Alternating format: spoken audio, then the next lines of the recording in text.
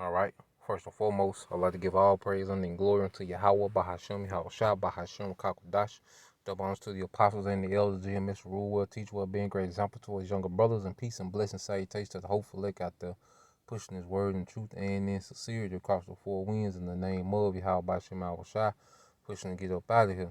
So I want to hopefully the believers, the listeners that have came back to the obedience of the truth, through hearing this word, you know. So well I want to get into the day real quick, it's an old video from 4 years ago, but as I was looking at things yesterday, and just when you hear, these Jakes, who have made it, so called made it, have all this status, you can hear it in their voice that they have no comforter. You see, they have, the resources of this world. They have the clout, they have the status, they have the access, to please the flesh whenever they so please in any type of way. Buy any type of car, deal with the baddest, the exotic women, have that, that fame. All right. They have all these things, but they don't have the comforter. See, we should value the comforter, especially in these times. Now I'm gonna let this little clip play, like this is an old clip from Chris Brown, but just let it play, and just harp on, how precious it is to have that comforter, which Yahweh Shah sent down to his elect. All right, so let's get this. Let's let it play, then we get some precepts. Yo, man, something gotta give, bro. It just has to. Shit is fucking annoying and it's disrespectful. Man, we getting killed every day. Fuck this celebrity shit. Fuck the jury. Fuck me being on stage. Fuck me trying to, get y'all to buy albums. I don't give a fuck about that shit. Us as a people, fuck just a black people. Fuck just a community. I'm talking about a whole, man. Everybody. This shit needs to stop, bro.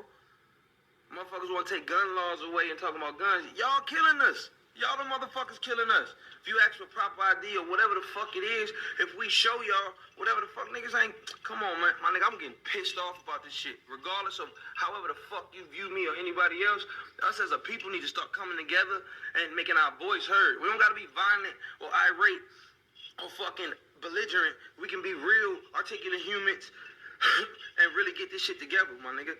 This shit is fucking horrible and it needs to fucking stop. So as you can see, what happened with these Jakes when they see, the injustice, what's going on, and these men have sold out. There's no telling what type of ritual, all right, these people have done. These higher ups, because he's an elite, celebrity. There's no telling what he's seen and what he's done. But at the end of the day, all right, Jake does, have some type of conscience within them, and to make them go on these rants. But see, they sold their right to have an opinion. See, when you sell your soul, all right, when you sell your soul, that means you sold, all right, the right to have a testimony, because now your agenda has to line up with the agenda of the elites, so you can't try to talk against, what these people are doing, when your whole career is based on forwarding, their agenda, man.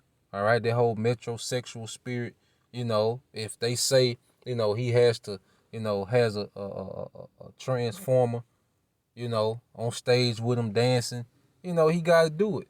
If they say he need to date a transformer, he got to do it. You see, he don't. They don't have they don't have, the ability to have a testimony. They sold that, and that's why, the Lord, preserved us from that, so we can have that testimony of Yahweh Shai in the earth, man, and stand on it and call these people out directly. Now let's get some precepts. So let's get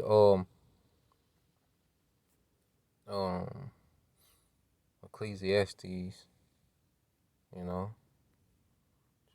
Ecclesiastes chapter 4, verse 1. It says, "So I returned and considered all the oppressions that are done under the sun, which is on earth. All right, and beheld the tears of such as were oppressed, and they had no comforter.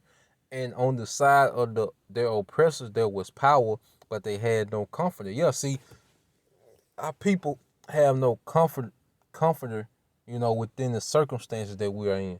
You see, they don't understand the end game of what's to befall these people that's oppressing them, man.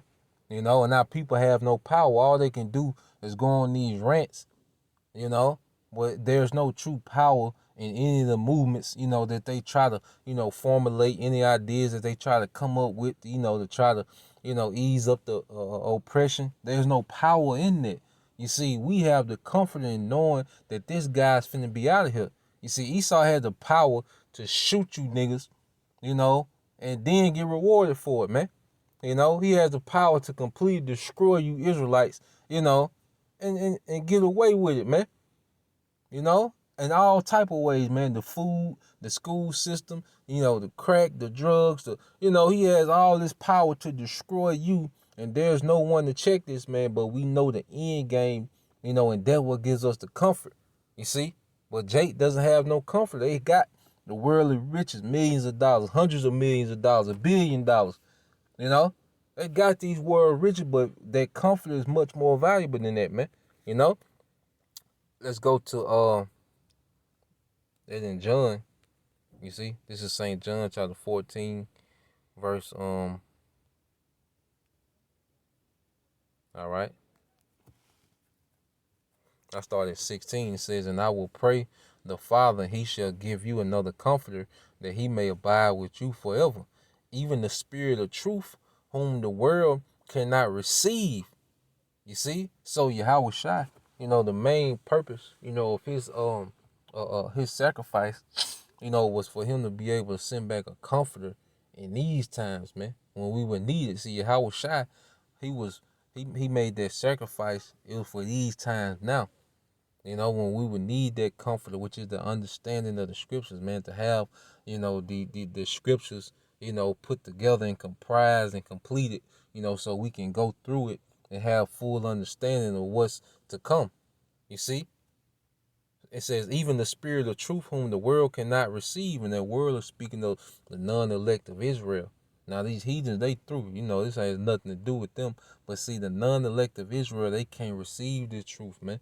That's why they go on all these rants, still calling themselves black, and, you know, through.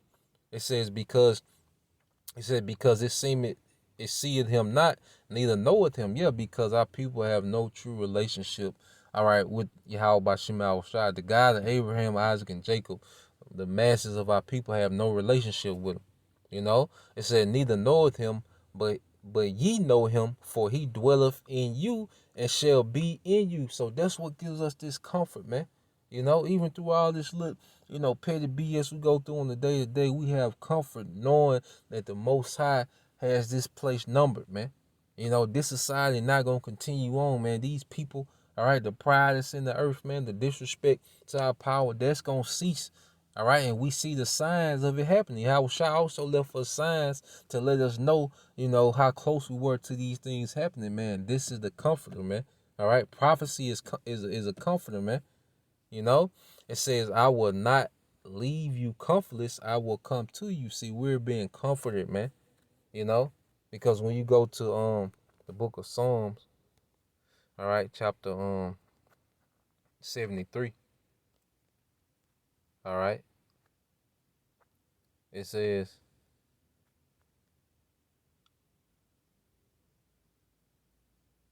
Psalm 73 and 17. Now he's complaining, you know, you go into it, Asaph is complaining about the prosperity of the wicked, you know, how they're set up, you know, how they're, you know, hella wicked, but they're prosperous, you know. But then he came into a point where he was comforted. And when did he get comforted? Psalm 73 and 17. Until I went into the sanctuary of the Most High, then understood I therein.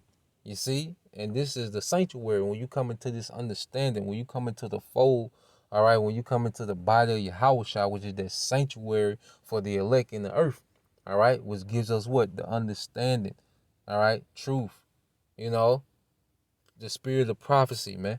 Now we understand they end. We, you know, we're comforted, man. All right. Surely thou didst set them in slippery places. Thou castest them down into destruction, man. And we know Esau Edom is on the path to destruction, man. The mindset that he's in, the pride, you know, he's fully set on going against Yahweh by Shema Shai. That's a recipe for disaster, man. We know this man, all right, is finna get embarrassed in the earth, man. You know, and we're just waiting, man. That's why the scriptures talk about the faith and patience of the saints, man. We're finna have these same people in the worst captivity ever known to man.